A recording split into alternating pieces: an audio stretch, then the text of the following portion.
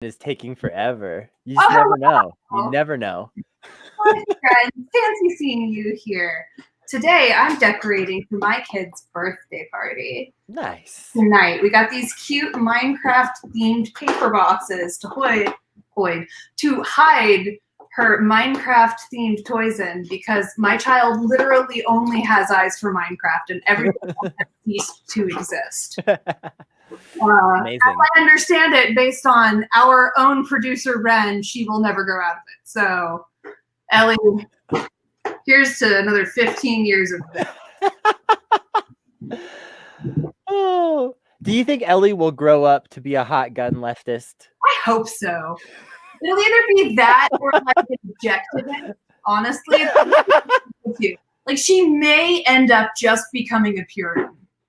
I haven't ruled it out, because like, how else would you rebel against my anarchist ass? You know what I mean? Right. This is one of the reasons I'm glad I don't have kids. You know, Yeah. If I had a child, they grew up to be conservative, I would be so disappointed in myself.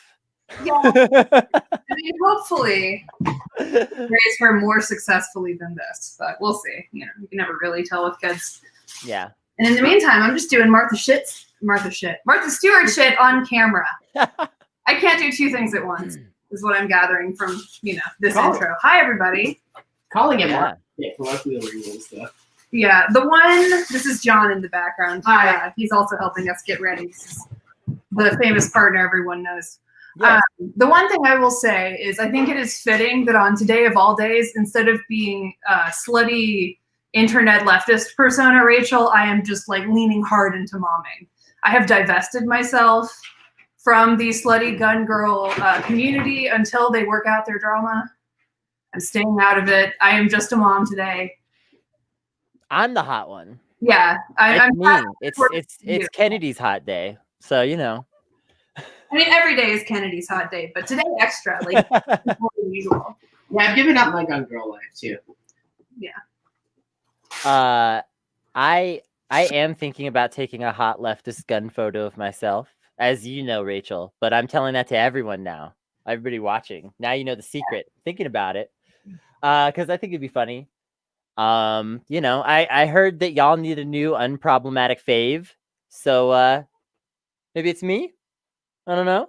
I don't endorse Kennedy as a slutty gun girl. First of all, look at their makeup right now. It is perfect and flawless. They are the golden goddess we deserve. That's true. And also, as far as I know, Kennedy has never lied about being a medic. So. No, I'm very transparent about the fact that at this point in my life, I have a chronic illness and I'm immunocompromised, and I don't protest as much as I used to. Yeah. I have a child in bones made of glass. I just want to say, part of the reason I'm thinking about taking a hot gun leftist photo is because I feel like there's too much negativity going around right now over this current drama towards places it shouldn't be going. Hot gun leftists aren't the problem because a couple of them fell out. Sex workers aren't a problem because a couple of them fell out. Sex workers aren't a problem because some of them might be problematic, right? Like, that doesn't make the entire thing invalid. I feel like there are some people kind of jumping on, and I don't need to say what the drama is at this point. You either know or you can figure it out pretty fucking easy, I think, if you're, watching this on Twitter, especially. But I will give the slightest kind of backstory of just that, some people that are, somewhat popular on the internet and also do activism got in a fight over various issues, including one of them being the very serious accusation that one of them was lying about the activism that they were doing. I do not want to get into that drama or the details of it in particular. First of all, there's plenty of other people talking about it already. Again, it's boring. It's boring. It's boring. It's boring. You don't like each other. That's fine. This person did some stuff that was questionable. We all do shit that's fucked up. Also, bad activism. That's not, Yeah, that's part of it. And if you actually are in an abolitionist movement here, you need to accept that people are going to screw up, and you need to create paths for actual improvement and restoration, and being smug about which leftist we like more is ultimately not that. So like, I don't care. Like, they will work it out or they won't. Right. I think that, you know, Like, there are questions of integrity that are important here. I'm not trying to brush that off for the record. I'm just saying that, like, I don't want to get deep into the fucking swamp of that shit. Instead, what I want to talk about is just the fact that we can't, regardless of how you feel about this, we can't let this start invalidating things and groups of people that shouldn't be invalidated. The most concerning takes I've seen are things along the lines of, well, I won't trust like a hot girl leftist again, or things like, oh, I'm never gonna trust one of these self-promoting sex worker leftists again. Do y'all realize who you're hurting when you say things like that? Because it's not the person you're trying to hurt, it's other people. it's super. Yeah, well, I mean, the reason that it's so easy for people to do this is because ultimately sexism is still real and walking among us. Like, the reason people are so ready at all times to publicly disavow sexually attractive women is because on some level they still hate us for existing. It happens. Like, you can do better, you can not do better. Like I said, I don't care. There is a path for restoration here if you want to take it, but like, it's not about sex work. You know, it's not about sex work any more than sex work is about sex slavery. Like, these are different. No, these are personal issues at the end of the day, and issues of integrity. Yeah. But they're not issues that reflect upon a community or a group. I don't have a lot to say today, honestly, about much. I just really am frustrated to see people coming out of the woodwork and shaming sex workers using this drama as an excuse. That's really, like, that's the only main, like, takeaway that I have today. Like, I am so fucking frustrated with this shit. Y'all are just looking for any excuse to hate women. I'm just gonna say it. Like, it's just really rough at this point to even like look at it any other way. The lack of just compassion towards people and humans, if they happen to be more femme, on the internet, is really intense, and it's just very real. You know, I think sometimes it can almost be easy to take it for granted because after a certain point of just being an attractive woman, like, your nerve endings burn out and you feel nothing anymore about any of it. But like, I remember being like 19, 20, where I hadn't like accepted yet that the world is cruel and uncaring and deeply fucking sexist. And I remember like seeing these kinds of arguments and feeling like I didn't need to exist at all. Like, that, you know, the world wanted me to stop existing. And I internalized that pretty hard. You know? And for younger people who are sort of newer to the experience of misogyny, if this is like your first serious ride with it, like, I'm genuinely sorry. I'm here for you. Feel free to reach out to me. But speaking as somebody who's been doing this for like 15 years now, yeah, you just have to expect it. You know, you can't expect people to magically be better than they are. Misogyny is real. Sexism is real. This is what it looks like. Yeah. Hey, I didn't notice this comment before because I didn't look at the comments till just now, but thanks, Dolphin Garage. Love y'all. Yeah, it's just a situation that it really sucks that this is going down like this, because there's been a lot of discourse around hot women, sex work, all these things going on left Twitter.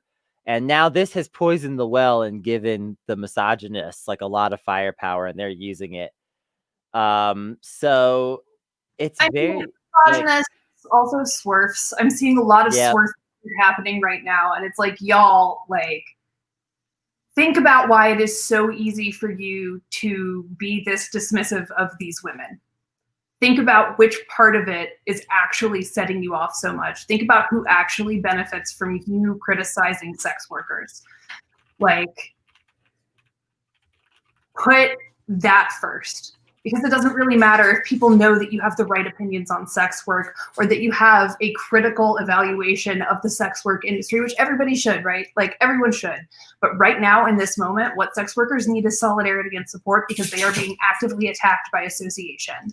And if you are a comrade and you are an ally, you're showing up for them right now because they're the ones who need it. What a mess. What a mess. Let's talk about Noam Chomsky going on bad faith. Oh my God. Okay, I want to say, like, I've been sitting on this one literally all morning trying to figure out how to say it as well as possible. Virgil, Texas, the fact that you assume anarchists have never critically evaluated the electoral process and that we haven't reached our conclusions based on an understanding of that process that is from reality and logical and useful and informed and educated says a whole lot more about where you sit on the class hierarchy than it does about your understanding of the problem. Like, you're just being an asshole. You're not right. You're very wrong. It was funny, and that's about where it stopped. And, like, frankly, I'm sick of it. Like, stop talking shit. Come fight me. Come on the pod. I will make you look dumb. It was I felt like both sides looked kind of bad, to be honest. I feel like Noam has failed to represent the libertarian left well for a long time. Yeah, like he just isn't. He hasn't been in a while. Like it's been 20 years ago. Yes, he was literally the vanguard, and like he deserves all the credit for that. But now, so it was like on the one hand, it's like I agree with you somewhat here. Like, yeah, I felt like Virgil, Texas just went out of his way to try to make Noam Chomsky look like an ass without like a real great reason behind it, or like a really great logic behind what he was saying either. Because that's the thing when you listen to Virgil. Now, I think if I'm going to give the credit to anyone, I think Brianna's arguments were probably the most coherent overall. Yeah. I think Virgil was like trying to get in dunks that like felt a little weak, little like kind of like, you know, a soft throw a lot of the time. I don't know, like he wasn't really putting his back into it. And it was like, do you want to dunk on Noam, or do you want to go easy on him? Kind of pick one. Mm-hmm. You know, like we've talked about having Noam on our show because we have a connection to him vaguely, and we probably will. But we've been talking about it, probably just having him on to talk about something goofy, to be honest. It's like Noam didn't do great in that interview. He looked bad because he's like 1,000 years old, reactionary when they're 1,000 years old, and like sure, he sees the dwindling years of his life in front of him, and like his reaction to that is to try and solve the problems before he dies, not realizing that none of us are going to solve these problems before we die because they're bigger than us, right? So of course he looks bad. But the fact that Virgil tried to turn it into some ideological thing, like, oh, I'm indicting anarchists, like once again, the petit bourgeois over at Jacobin are throwing a tantrum about anarchists. Like, wow, when has that ever happened?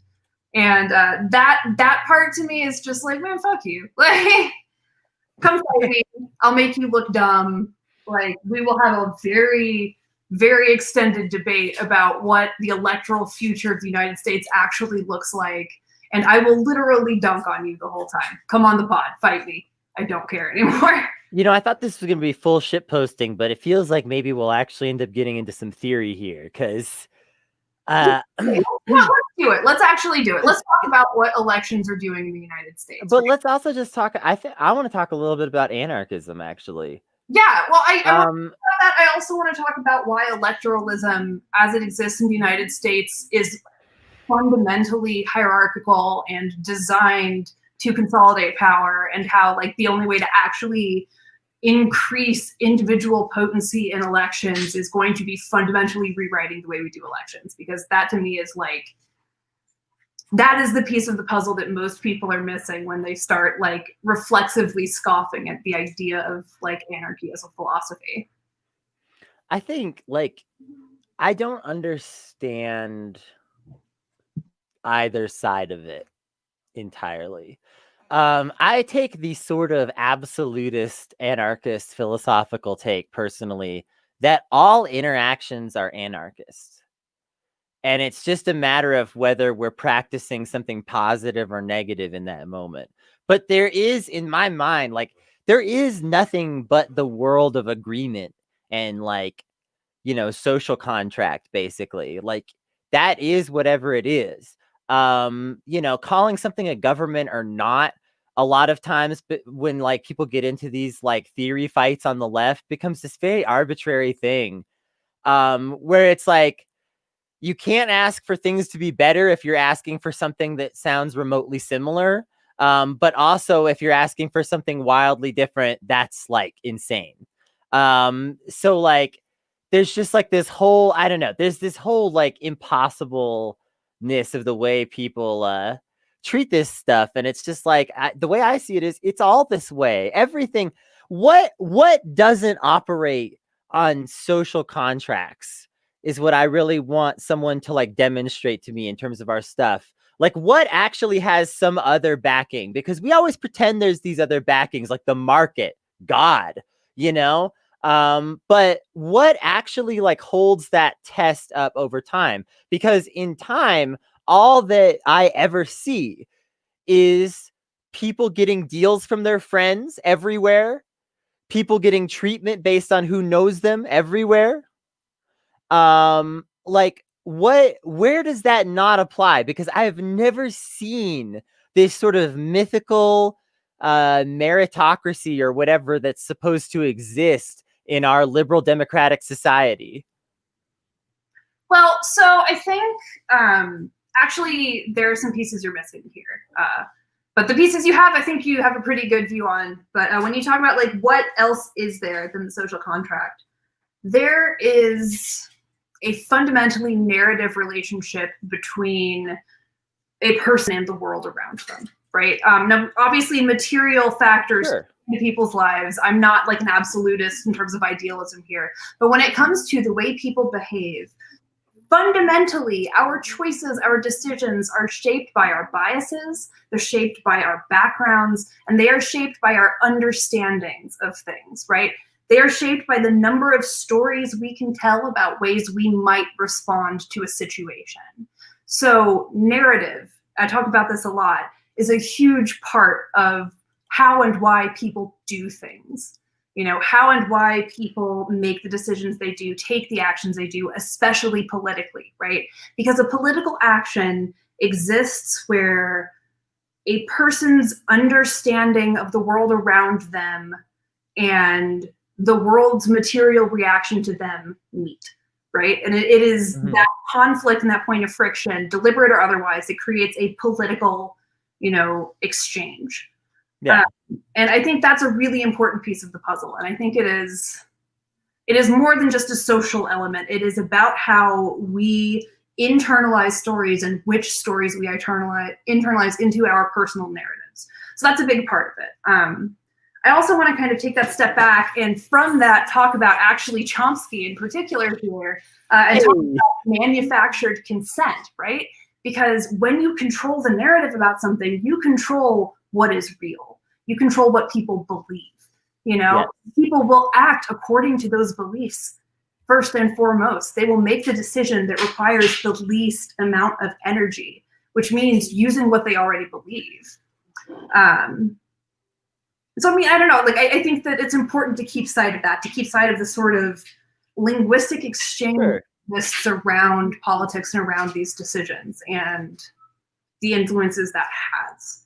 I also wanted to say, you talk about like the sort of fundamentally anarchic nature of the human interaction. And I don't know if that's necessarily true either, right? Because there are certain kinds of power that exist with interactions, right? Clout is power. Having attention is power. The reason I'm making this giant show of that GoFundMe to promote my post about wanting attention is because I'm making a point about what attention is and what an attention economy looks like, you know? But that exists as a function of just people wanting to exist in proximity to things that are cool and desirable and wanting to, by association, feel desirable. And that's like, it's like clout mutual exchange and clout mutual aid, right? Yeah. So, I'm saying I think it's really complicated, and I think ultimately, like, anarchy itself is a critique of power itself, not necessarily a critique of any particular way power is distributed. Sure, but I also think that all of these things are still agreements that we make ultimately. And it's like, and the agreements are made on whatever terms the 2 or 5 or 10 or 100 people making that agreement feel is right. And it doesn't really, like, things like precedent, that's like a joke, right? Like that seems to be this sort of like, literally, it's like when politicians talk about precedent, I feel like they're sort of like they're winking at you now, like, because precedent doesn't mean anything. They pull that out of a hat when they want it, and then they ignore it whenever it's, you know, convenient. Like, people just make the agreements that they feel are best for them in a moment, and that's what I mean by there being a sort of fundamental, not necessarily anarchism nature, like the full theory, but a sort of anarchic nature to all human interaction. And I think if people realize this is what prevents like workers from striking in like situations where they obviously have the power but don't know it. In my mind, is just that like failure to see that these are just social contracts, that there is not, like I say, there is not actually, the market is us. There is not like a higher power of the market. God, in the sense of like a vengeful going to interfere in our lives, God is probably not real either. I'm sorry if you feel that way, but get over it. I'm a spiritualist too, so like really come at me. But we've never had any evidence of a direct interference deity. Everyone has generally, even like the theocrats have generally agreed that the whatever deities we have are, you know, they sort of are indirect, subtle, and you have to sort of experience them in these. They're not occasionalism, just the entire branch of philosophy that is occasionalism. Sure.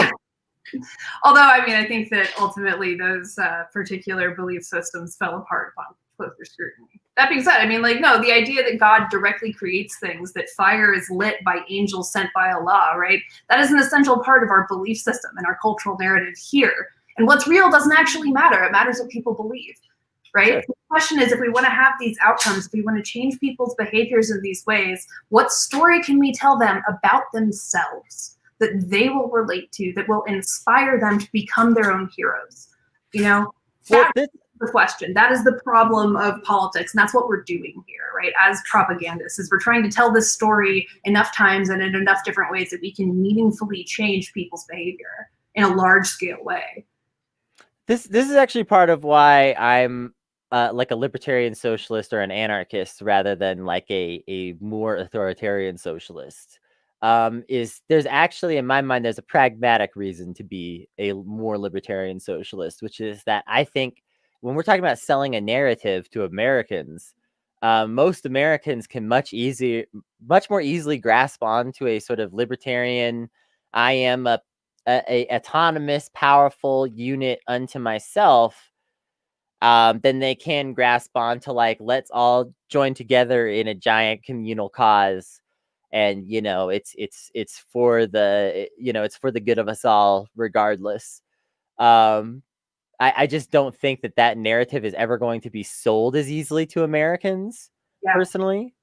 No, we have a toxically individualist culture here. Like, the only way you're going to do this is if you convince people that their personal liberties will be increased, right? And the best approach for that in this country is going to be convincing people that corporations are de facto states, that oligarchs create de facto states around money with which they make decisions for other people with zero meaningful oversight, you know, zero accountability to the people whose lives they are deciding. And that essentially is the problem. This is kind of exactly where a lot of my philosophy ends up, Rachel, because when you talk about corporations are just states, this is the kind of like boundary blurring philosophy I would like more people to take. That's like ultimately what I'm trying to get at here. I think a lot of people, there's this sort of like, a lot of humans have gotten into this sort of like cult of definition, where it's like things have to be categorized before they're real. Or if things are categorized as two different things, then they can't be the same because they were categorized as two different things. Even if you're looking at them and they're obviously exactly the same. You know, or functionally the same or whatever. Actually, I have a really interesting, like, sort of factoid about this. This has to do with the way language and availability of language literally directly shapes our perceptions of the world, right? They have done studies comparing. Got to put the record players on at night for your kids. Yeah, right? No, they have done studies comparing between different languages, like different native languages, having people distinguish between colors. And I want to say this was Russian. I haven't read this study in years. So if it wasn't Russian, correct me, yell at somebody else on Twitter. I don't know. Compared to English. And in this other language, they didn't have a word, like they didn't have two words for blue and green. There was just sort of one word that encompassed both of them. And then the other one was, English. Breaking my house. The other one was language. Blue and green. I don't know what going on in the background there. Oh, the cat knocked over the scratching post is what happened. Okay, so native languages, English, and we're gonna just say Russian, and if I'm wrong, I'm sorry. That's a different one. That's Snow. Never correct me again, John. Love you, John. In English, we have blue and green. In other language, they just have one word that means both, right? They had people comparing squares like side by side and saying like, which of these squares is a different color? And people who did not have a word with which to distinguish blue and green were less able to visually distinguish between these slightly different colors that were changed based on how blue or green they were, right? And that is an example of what we call top-down processing in cognitive science, right? And it's a very immediate, concrete example of the exact way that language and the availability of language alters not just what we think about things, but how we perceive them in the first place. Correct. Right? Everything is based around our understanding verbally of the world around us. And that's just like how cognition works in terms of our understanding of things and our perceptions of things and the way we describe things verbally, and it has a meaningful impact on our behavior. Yeah. Yeah. Yeah. Yeah. Thankfully, my house didn't blow up again. That story. We did it. We got all the way through. Language matters a lot. It's real. The basic way that you frame things matters. And that doesn't mean that necessarily the only solution is to get away from imperialist language, although I'm open to it. But it does mean that you, I think, need to be aware of the way that you like frame things, and that be aware of the fact that like the way that you frame things in the way that you speak and think about them can change the way that you literally perceive them and change the way that other people around you perceive them. Yeah. And that, there's a lot of like stuff that gets twisted with like just over defining. And that's the game of the wonks. That's the people we hate. That's the bureaucracy, is that over defining. Like there are a lot of people that say about like the various identity battles that they face, that they want, their box on the checklist. I want just a blank box. Mm-hmm. Like I want to start changing the way we think from like, we have to figure out how to properly include all of these different people, blah, blah, because once people start talking like that, they're actually talking about excluding people, not including people. Yeah. How do we properly integrate this neighborhood means how do we keep the fucking people that we don't want as far from us as possible while still giving way a few blocks or whatever.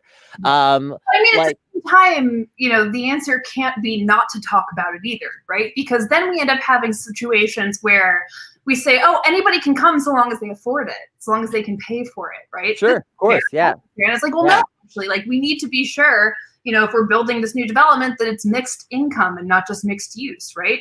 We have to be mindful of these things, and we have to have the capacity to communicate our needs to each other.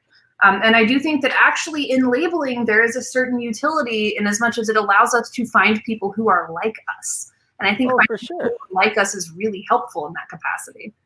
I think the problem is just, not being able to be free in those labels, right? Like it's not having freedom within that. Because, a lot of times like the boxes leave someone out. And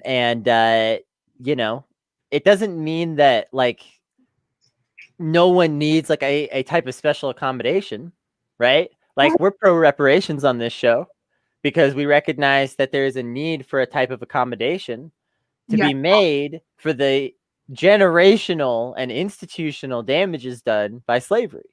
Yeah. And I think, it's kind of like, it is this understanding. And when I say it's a dialectic, no, really, I mean, literally, like we're doing dialectic right now, right? We have these two really opposing ideas, right? That segregation is bad and that labeling is necessary. And that, we sort of necessarily categorize things as a species because we seek patterns and we seek to name patterns so that we can like think about them quickly, right? And that's useful, that's important. Being able to trigger these concepts is really necessary and also can be used as a weapon, right?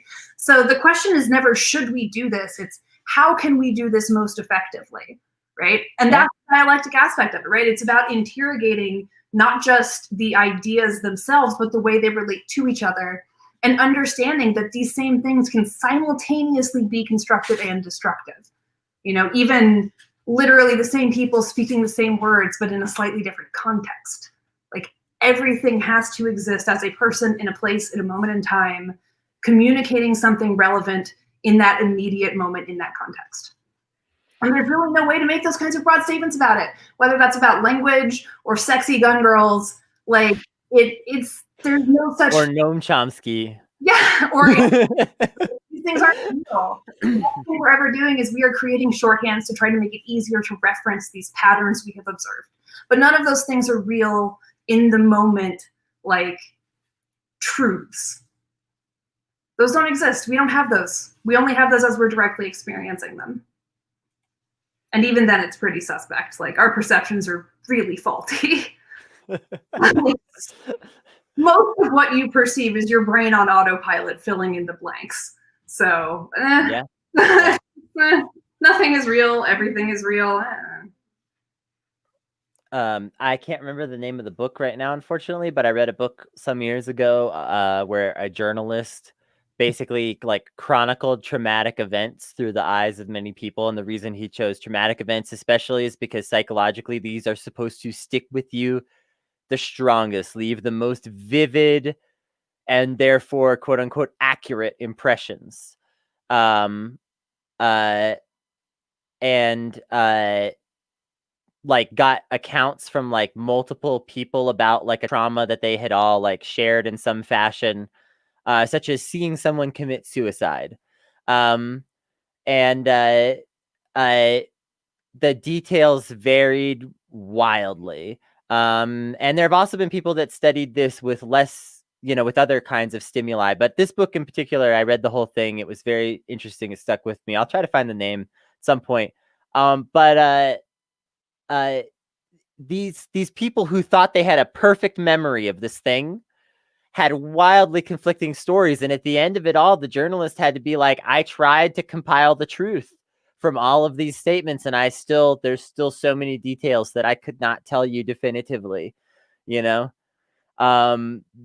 very idea of truth and objectivity and rationality, these are all, in my mind, they're kind of things that can be dangerous. They're useful tools, but they're tools. They're not a state of being. You can't be rational. You can use rationality as a tool. And as soon as you start thinking of yourself as objective, you've just learned to see past your biases, and you've actually become very dangerous. And a lot of our politicians have this problem. They do not know where their biases are. Nancy Pelosi, for example, or Mitch McConnell, or Lindsey Graham. Or the vast majority of the media class, just generally speaking, like the entire concept of unbiased journalism is hilarious. Like anyone who knows anything about how this system actually works, who can sort of see beyond the veil, realizes we are at best making judgment calls on whose version of the truth we can trust. Like that's it. That's the whole story of what we're doing here. So like whenever anybody's like, oh, like I can't report this thing this way because that would be expressing personal bias. I'm like, the fact that you're reporting it at all is already personal bias. You already engaged with it by deciding that this specific thing was worth reporting on and not something else. Yeah. You already did it. Like it's already happened. Yeah. And if you do it uncritically as a journalist, the only thing you're doing is just reinforcing the status quo. And in that case, you're not that useful. Also, hey, Grab, what's up? How are you? Love to see some of our friends out there today. Grab told me this exactly one time now. It is, we are not wonks, we are wonkins. Wonkins. Wonkins. Yeah, it's so funny. I actually had a debate with a reply guy just the other day about objectivity. I mentioned, you know, the quantum physics truth that you know, the observer must always be a participant, as like, you know, a little nod to like, hey, there's even scientists, a lot of them question you know, the objectivity. And this guy came at me about, is this relevant to this conversation? And I'm like, I don't know, dude. Does this conversation take place in physical reality? Like, when we start talking about quantum observers, we're not necessarily talking about a conscious force, right? We're just talking about pieces of a system that mutually and reciprocally influence each other. right. A quantum observer can be an electron, which, as far as we know, electrons are not thinking, feeling things, right? If they are, Right. we have fucked up by splitting the atom in inconceivable ways. So if a non-thinking electron can be a quantum observer, your unconscious traumas definitely can. You know, it's bullshit, but I'm gonna let you have it anyway because I like it. I like the story you're telling with it, and I'm not gonna actually you out of this good story. I mean, we could debate about the exact veracity of what I'm saying. I think I know where you'd be coming from. Metaphorical anyway, right? Like who cares? It's a metaphor. I get it. Yeah. It's basically metaphorical. But yeah, I'm not trying to say that like quantum physics is an exact metaphor for how we think, but it is the reality that we live in, and that means that our thoughts are constrained by it. And that means, to my mind, just quantum physics alone ought to rule out objectivity to these so-called rationalists. But I don't think that they've read any of the in-depth quantum physics texts. I have, and I will admit they're very confusing. Yeah, I mean, they're like giant, complicated concepts that we are trying to explain to each other, and it's like language is a failing tool, right? It is a blunt instrument. They are trying to get incredibly fine with what they're describing. It's like why philosophy exists is just this ongoing process of people either empirically or, you know, critically trying to figure out what truth is and then communicate it to somebody else. And that's the whole thing. That's what we're doing. That's it. And the truth is that hot leftist gun girls will still be around. Yes. And well after this drama is forgotten. Well, you know, if aesthetic is sort of the only thing we have, I personally want my aesthetic to have, you know, a very nice hourglass figure and a gun. And I feel like I'm entitled to that. I am entitled to be curvy and gun-toting, and, you know, also smart and also educated and also fierce. And fuck you, I'm gonna do it. I'm gonna have my boobs out sometimes because they're hot and smart. Hollywood told me that couldn't happen. What? Oh God. I've never had a thought. Me neither. It wasn't. Look at me. Look at me. I am clearly too beautiful to be worth listening to. I assume y'all out there today just muted this and just sat there frantically masturbating. Wait, watching. All right, we're gonna get out of here. Patreon.com/notsafe if you wanna. What? Wait. What? Speaking of things that I called it, Biden saying he won't pack the Supreme Court. I told you so. Okay, that's it. That's the whole thought. We can go now. Okay. Thank you. That was a good contribution, actually. Yeah. That's actually news. Biden said he won't pack the Supreme Court, and no one should be surprised by that. Wow. Not shocked at all. Patreon.com/notsafe. Head on over there if you want to support the show. You get access to post shows at the $5 level. Go check it out. Go to youtube.com/c/notsafemedia and subscribe if you want to support us in another way. That's also pretty important. We're going to get out of here. We're going to have a great show for you tomorrow. Also, some really cool stuff on Thursday. We're going to have a Food Not Bombs activist. So make sure you catch that one because we're going to be talking about some really cool mutual aid, justice, some art stuff probably. She seems like she's into a lot of interesting things. So we'll be talking about that. And also check out the Sentai Truther Club. We just dropped an ep. There's so many things. Check it all out. Yep. Friday, bitch brunch. I don't know what I'm doing this week. It'll probably be about gun girls if this argument continues. Maybe I'll just shoot guns on camera. That'd be fun. Ooh, that'd be a little challenging to set up, but I would love that. I wish I lived close enough. I bet we can work it out. Yeah, it'll be fun. Yeah. All right. Yeah. We'll see you next time. Bye-bye.